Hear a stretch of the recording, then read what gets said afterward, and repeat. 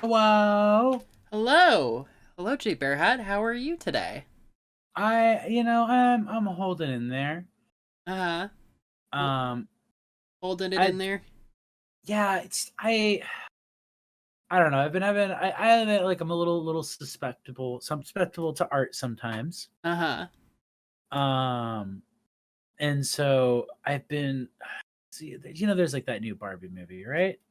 Uh, sure, yeah. The one The about the one about Barbie.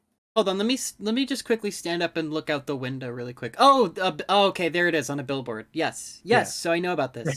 There it is, being held up on a sign by someone who's dressed half as pastel pinks in a quite a cunty manner, and half 1950s mask drag. Yes, we're all familiar. um Hmm. but it's just like, that tweet about Toy Story. That's kind of how I feel about Barbie. Which tweet about Toy Story? The one that's like, Hold uh on! Which X about Toy Story? oh, sorry, you're right. So the Gzi that I'm thinking of is the one that's like, it's Sid from Toy Story gets a bad rap. He was just sitting there like doing his art. He didn't know those motherfuckers was alive. They It's shouldn't be. Uh-huh. That's how I feel about the movie Barbie, where it's like, they didn't know those motherfuckers were alive. They shouldn't be. Damn, I didn't know there was a greater feminist context around this corporation. There There shouldn't shouldn't be. be. I think my genuine feeling about it all is that it should have leaned more into. I loved when it was campy. I loved when it was goofy. I loved when it was silly, and it should have been that and the parts of the movie that are about existential horror. Yes. Yeah, that stuff's Because great. having a scene where Margaret Robbie as Barbie is bargaining with the concept of becoming a human when you're a concept, Yeah. and the distinction between a concept and a human, and when a concept, thus by definition, is something that does not have self-awareness and develops awareness, it becomes human. Right. It should have just been like a like Matrix 2. It should have been the Matrix 2 is what I'm saying. Sure, sure. I mean, they're going for a Matrix 1 thing at the very least with the shoes and Yeah. the gag and the bit and the I funny. I think if you're just gonna swing for the fucking fences. Like, I do feel like, I will say positively, I feel like this movie is our modern day Spice World and Josie and the Pussycats. Yes, that keeps coming up in discussions about this movie, talking about it with people I saw it with. It's very Josie and the Pussycats. Where it's like an awareness that there's only really so much you can do when you're making basically a corporate slop, Yeah. that the fact that they're even able to push it a little bit into like a cynical direction feels like a victory. But we're kind of living in such a post era of that, like, like we're living in the post the Wendy's Twitter clapback era. So Yeah. you can't just coast by on being cynical. So doing cynical and like heart, like goofy campy comedy, and like this weird eating your own tail like feminism discussion, and then wrapping it all up by like just making explicit the like existential crisis of the film, Yes. and then ending it on a pussy joke. I like the pussy joke. No, I say that because it's like, that's so funny. They It's just to do all of that, to have this incredible heartfelt scene, and then to end it on a pussy joke, and to not have it only end on a pussy joke, but end on a pussy joke that actually also kind of gets at the themes, that really just like ties a bow on the themes of the movie. That ending got my stupid fucking ass. I was like, and I know it got you too, Jay, because Oh, it did. I know you and I were thinking the same thing. Oh my god, there's no way it ends with her going to a fucking job interview. There's no way it ends with girl boss Barbie. And she walks up to that receptionist and is like, I'm here to see the gynecologist. She's like, I'm here for my gynecologist. That was good. I think that this movie always had an impossible needle to thread in terms of trying to kind of keep true to the themes of the Barbie and try to like make a concept that a corporation owns into something personable that's like understandable, comprehensible. And I think it's kind of smart, the idea that every single Barbie that is bought in the world is like an idea that of a woman that wants to be like a full living breathing woman and wants to experience womanhood. That's smart. I also still am kind of tilting my head at the whole of the thing. I don't know if I liked the movie or not. But I was certainly entertained. I think they made a lot of clever choices, and I don't know. There's a lot to like, even if I'm a little bit salted earth on the premise. I feel that. I feel like where the film gets the weakest is in the things that are in between the two tones of either the more swing for the fences, like, okay, let's take our concept to its logical conclusion, and the tone that predates most of the film, which is child logic. Every like that, I think, is a really great, clever way to do it. Is that the whole film, even the real world adults, feel like children playing with dolls. Right. Everybody feels like a performance. And then the problem with that is that then they would sometimes like fold that in with jokes that are just very like, this is for the millennials who get it, like you get it. And that, I think, tonally doesn't work. Yeah. Like, I think that's kind of where a lot of the weird like mismatch of it goes. Cause it's like, so like their big scheme at the end of like, oh, we'll just distract the Kens by playing into male ego and all that stuff. That's great. That both ties both ends of that theme to each other. Is a very like girls playing with dolls concept, but also like is a funny concept to like adults. And my problem with it is that in that moment, it kind of ends up breaking the illusion of the fact that the characters are dolls by having them be jokes that like Twitter adults would make. Sure, yeah. Like Ryan Gosling's Ken saying, I kind of lost interest in the whole patriarchy thing once I found out it didn't really involve horses. Or the bit of him going to the hospital and being like, get me a scalpel. And they're like, I want to talk to a doctor. You are talking to a doctor. Can you get me a scalpel? I'm not going to get a scalpel. That's great. That's like great humor to me.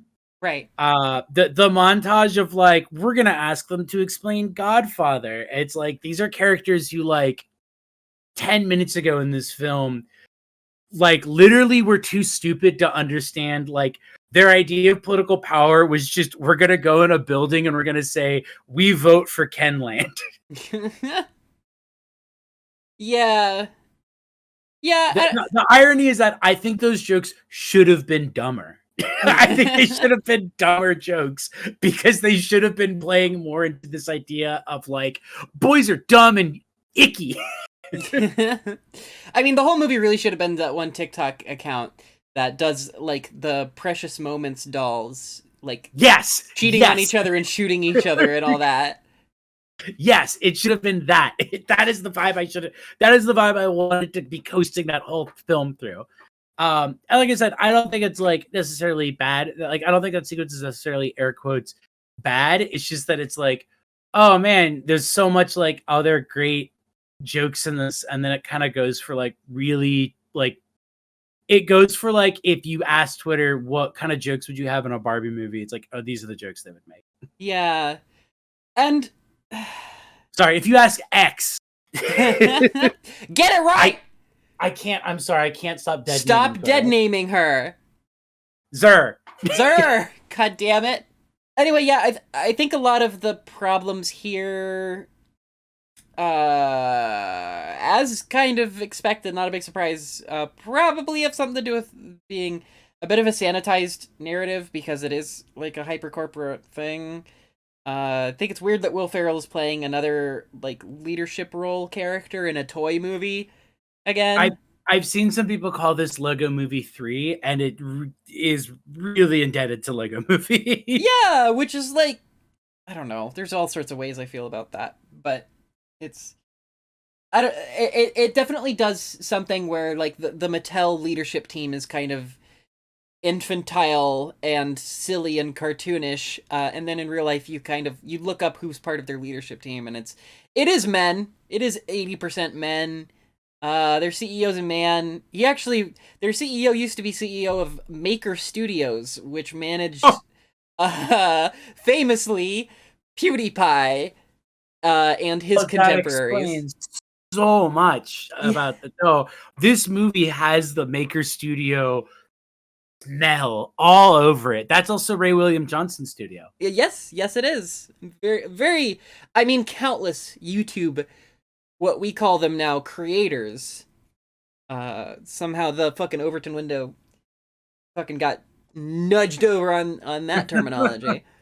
But yeah, I don't know. That's just very interesting. A very interesting, sort of career journey for Mr. Kreis.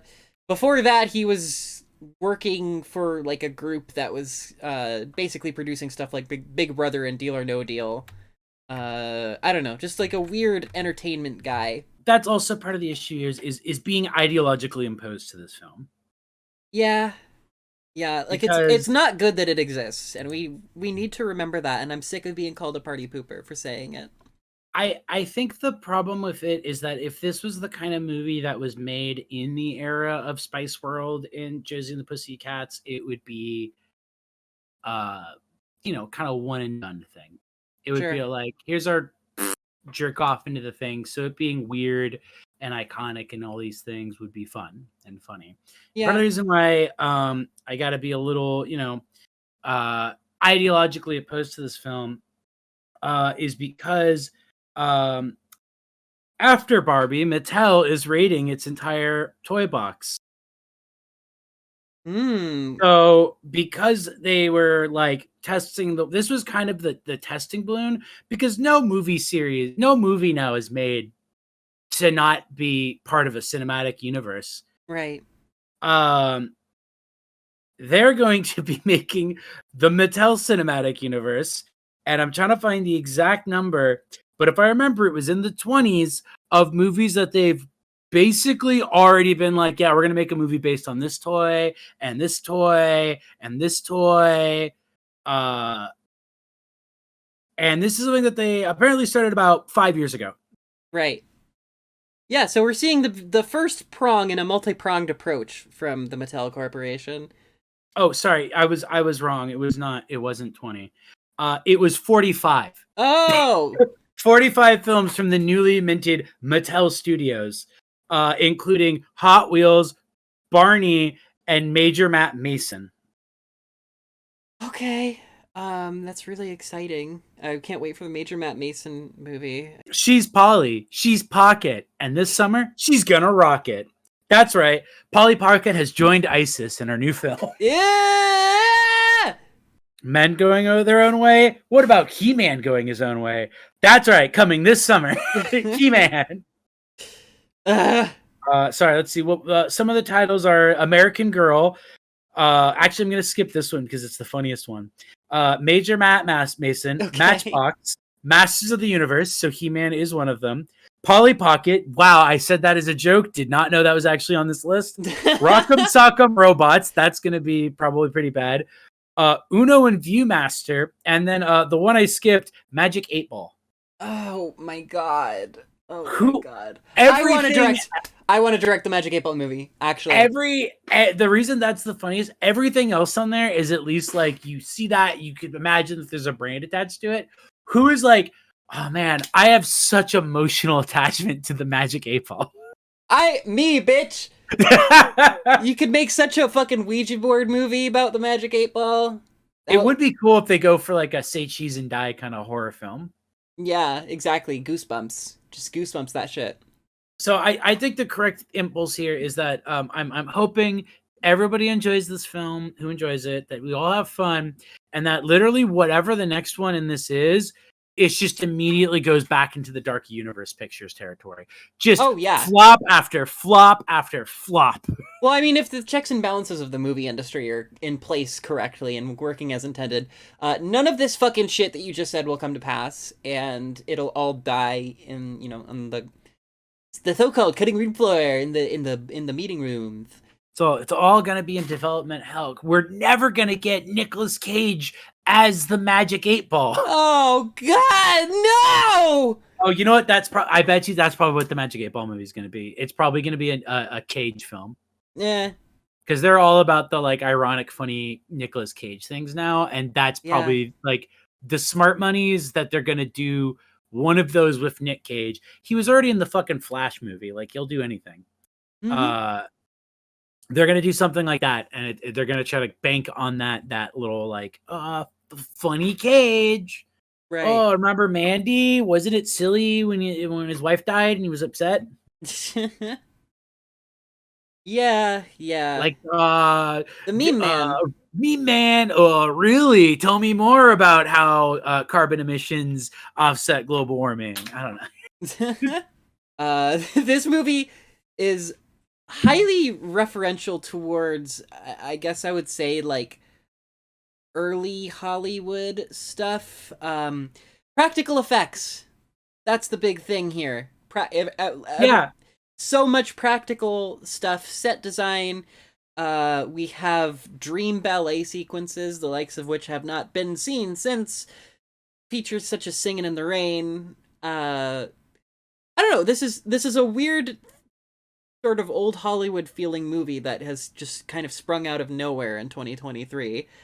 It's kind of sad that like this level of intricacy in set design and production design is pretty much reserved to something that's paid for by a toy company. I don't think that's spectacular. Can you think? I don't know. Are there other examples of something kind of like to this scale and of this nature that?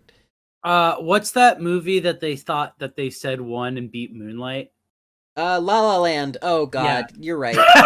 You're right. Never the mind. problem is that it's one of those, but it's not made to jerk off old Hollywood people. Yes. Which is why it's actually interesting. Yes, and Greta Gerwig, kind of in tandem with Noah Baumbach, maybe seems a little into the idea of jerking off old Hollywood people. I mean, this Letterboxd interview that she does, it's I don't know. Barbie's really in conversation with the 30s through the 60s, let's say. I think that's partially like a thing about this movie that to me is the most compelling, is that the most interesting stuff you can say about the metatextual things have nothing to do with the actual stuff it's saying. Yeah. It has to do with like the way the film approaches like artifice in film, and even the way it approaches like playing gender by having like basically adults be socialized as their gender, which I'm going to be the first to say it, really compelling T for T metaphor. It's kind of special. The amount of trans dudes I've known who have actually literally had the Ken experience of, wow, everyone's looking at me and it's not with an undercurrent of violence. It's like they just respect me. Real. It's a real thing. I am suddenly feeling a very marked undercurrent of violence. An overcurrent of violence, if you will.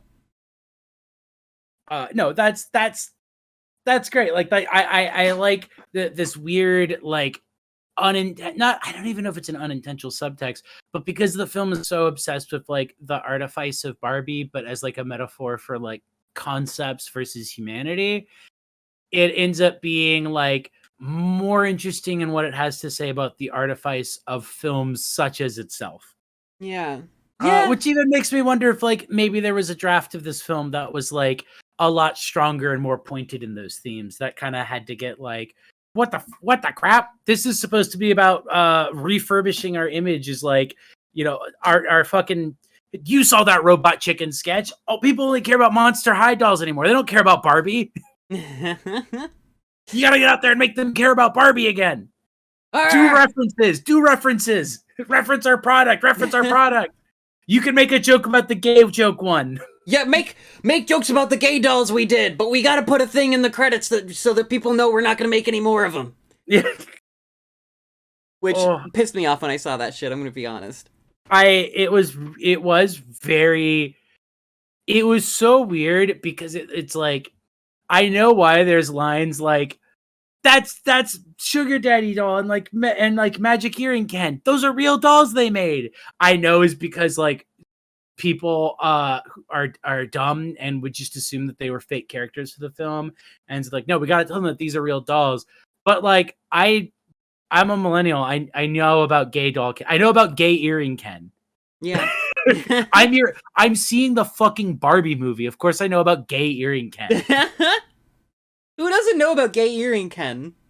It's iconic. That's like saying that would be like if they did this version for like Harry Potter bullshit in like 10 years and they referenced the like vibrating broomstick. And they're like, that was a real thing they made. What did you think of the character that played the ghost of the real ass woman who supposedly designed Barbie, but didn't design shit? She based it off some German guy's doll. I didn't know that. That's really funny that they referenced the tax fraud thing, but not that. Okay, so that wasn't her then. No, she's dead. Okay. They reanimated a dead corpse woman to. I think making a joke about her having tax fraud is fine. I think making a joke about her having a double mastectomy when she's dead is not. Because when she said that line, I was like, whoa, that's really dark that they got her to like make a joke about like what I assume was her own breast cancer. Okay. But then it's like, but now knowing that it's like, oh no, she's actually dead. It's like, I don't know how I feel about them making a joke about the fact that she had breast cancer. Okay, Jay, let's be fair. The line about the double mastectomy wasn't really a joke. The line about smallpox killing swaths of Native Americans was a joke, however. That was delivered as a joke. The double mastectomy line was kind of a joke. She's like, I'm like no one looks like Barbie. I'm like a small 49-year-old lady. I'm like a small old bitch with no tits. With a double mastectomy and tax evasion. And I got no titties and I'm crazy. I was like, that's a line where if you actually got that person to say it would be funny. The fact that it's not that person is like, I don't know if that's an okay joke to make. Because, like, I know why women usually have to get double mastectomies at her age. I don't know if the whole thing is okay, frankly. What? Hey, if they're gonna, like, make a real dead woman be played by an actor, then why is Will Ferrell just some, like, amalgamation CEO? Why isn't he named as, like, the guy that runs Mattel, you know what I mean? That's true. Yeah, that's true. Fucking cowards. I do assume that to an extent the Will Ferrell is also pulling double duty as like head of like studio, like fucking pulling double duty for whatever fucking Greta Gerwig's like grudges are. Sure. But no, I think that's fair. No, I think that's a fair point to be like, why is the dead woman played for laughs by people who are alive, but the living CEO gets to be an anonymized character for jokes about him that are not about his actual real life and death. Yeah. Yeah, his imminent death. You know, at the hands of the Barbie Liberation Front. At the hands of the Barbs. Yeah, at least they They did one thing right in getting Nicki Minaj on that song at the end. That banged. That like fucked. I stayed in the theater to listen to that song. It's insanely funny of them to come out with a press release statement that was basically like, no Barbie Girl is not going to be in the movie. Stop asking. Wait, what? Barbie Girl? Barbie Girl, the song by Aqua that Oh, Mattel famously hated and like tried to sue them over because it has the line "Undress Me Anywhere." Uh, yeah, but then it is in the movie just in remix form with Ice Spice and Nicki Minaj. And it's actually a really good remix. no, it's I that fucks. I was gonna say, I was like, if we don't talk about that, we do have to talk. We do have to talk at least about how much that's. I'm gonna listen to it right now. Not what we're recording. Oh, I forgot about until Nicki Minaj referenced it in her music video. The weird macro Margot Robbie scene. I do kind of like that was stupid, but I do like opening your movie with a bunch of children uh killing their baby dolls. I noticed that we both are kind of talking around the feminist messaging of the film, and I just want to put a little pin on that and say, fuck, everyone's fucking talking about it, and it's so annoying already anyway. Like, wow, Ben Shapiro didn't like that the movie used the word patriarchy. Better go give Mattel $1 billion. Yeah. Was the was the feminism good? Was the feminism bad? It's the Barbie movie. Yeah. What do you want to watch a feminist movie? You're not gonna see it at the AMC theaters. They're not going to be playing it Yeah. because you're not ready, kid. You're not ready, small fry. The truth, you can't handle the truth. That Chantel Ackerman shit. Are you kidding me? You're not fucking prepared. You know this thing where it's like the big radical departure from normal films is that she doesn't want to date and get with Ken at the end of the movie. There's movies where that's just not on the table. There's movies where you don't even have to worry about her fucking the man. It's impossible to talk about in a way that's not annoying or kind of inadequate because the movie itself is inadequate, right? Like it's not discussing feminism, it's discussing feminism through this lens of consumption and identification with essentially a product.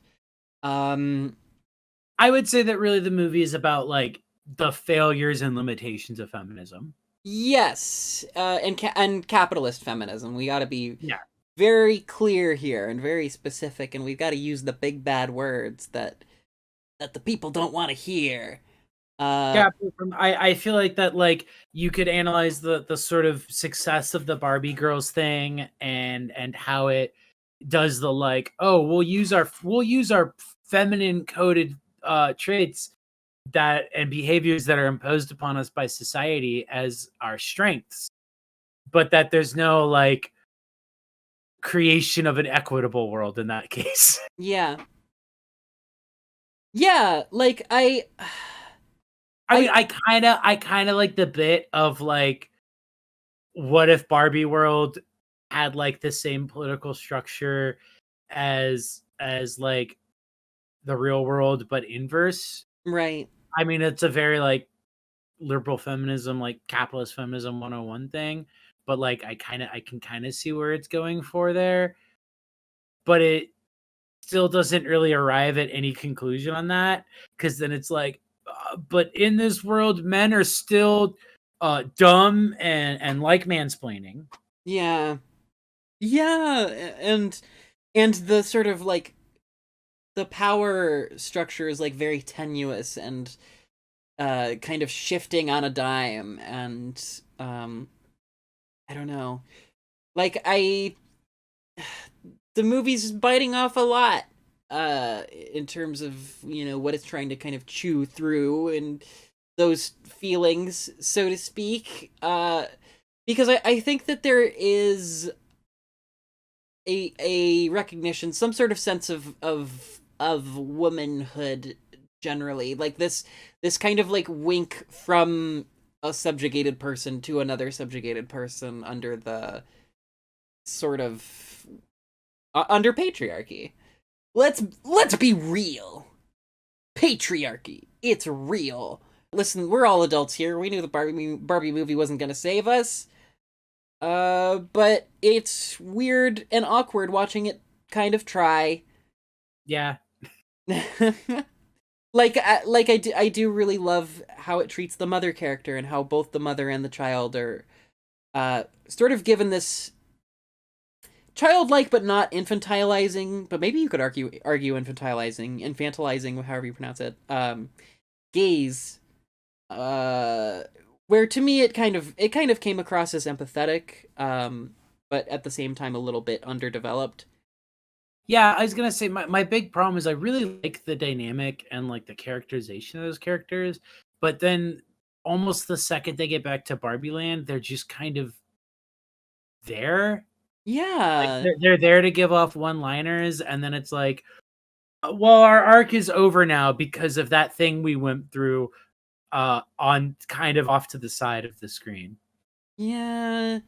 Did we really need it? Did we need them? Like there are random cameo Barbie characters that get more screen time and character arc than the mom and daughter. I know, Hari practically. Yeah. Speaking of, lost my fucking shit when the creator of Barbie shows up and just Hari's just full throated, just like vocal tearing scream. Fucking losing in the theater. Ugh. Girl had one take and she gave it her fucking all. We enter into kind of yet another awkward situation regarding a film that's purporting to be feminist, where kind of a lot of the discussion is about the male actor upstaging the woman actor, which is made more awkward by the fact that he does upstage Margot Robbie, and it kind of is Ryan Gosling's movie. He's so entertaining. He's so funny.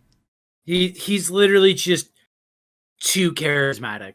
He's like too good. They like begged him to be in the movie and he was like, bet. Fucking bet. And yeah, I think the naysayers have been hushed. The coups have been quashed. Ken is Ryan's role. And yeah, and that's all there is to say about it. He really was right. This is kind of his this is his best role. Yeah. Like it folks, it is simply sad to say. it is his role. Part of that is that he's a complicated goofball himbo who's also kind of a piece of shit, but is also like kind of like endearing and understandable from like what he's dealing with.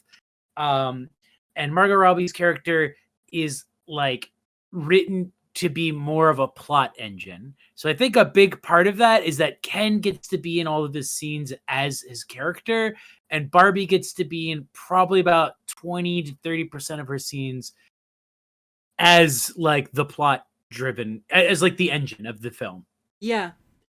And I mean that stuff's interesting because you get this like character arc for both, where it's like this 8-year-old crayon drawing version of how people are affected by real life gender roles and patriarchy, where like Ken is inspired to basically like emotionally and personally stagnate, whereas like they both come from the same like kind of happy-go-lucky subjectivity that's like kind of ungendered largely for the first part of the movie in ways, or rather like the ways in which they're gendered in the first part of the movie is all about just like self-expression and like silliness and fun.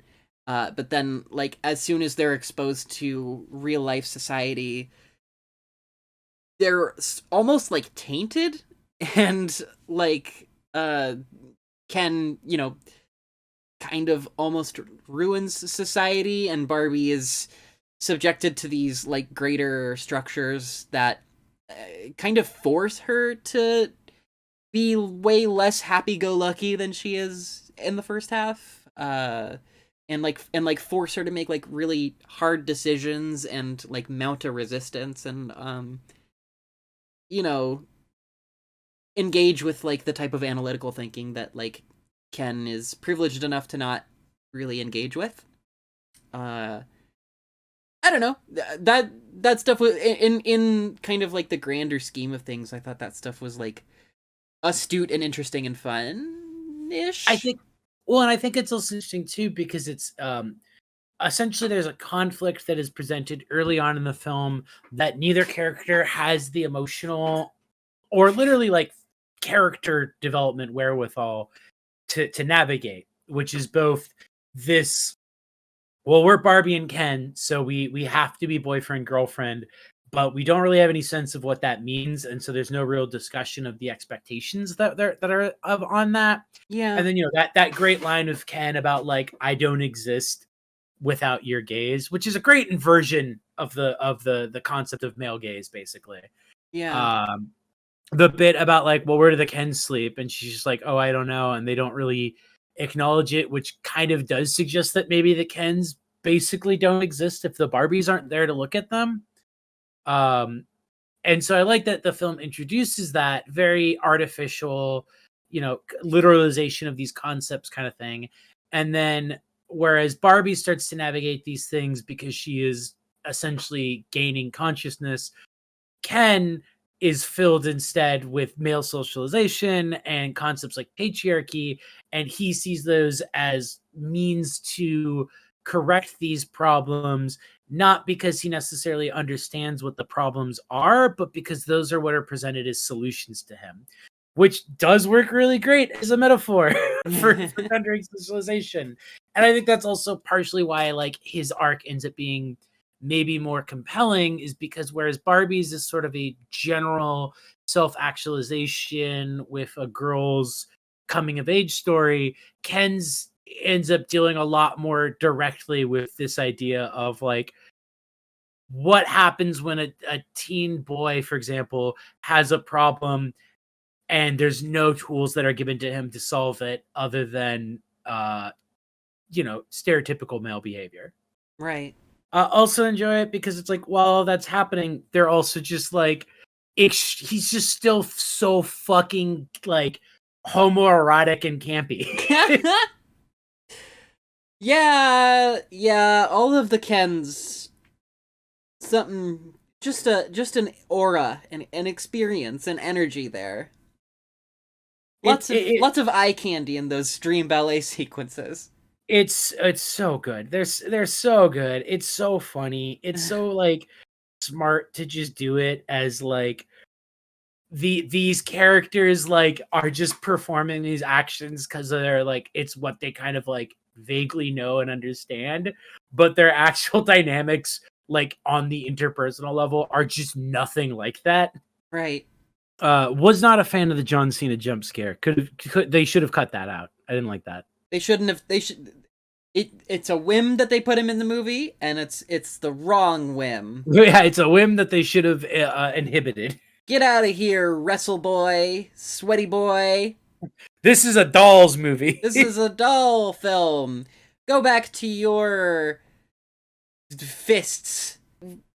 We kind of have this like new school of white feminist filmmaking, and I'm all for it.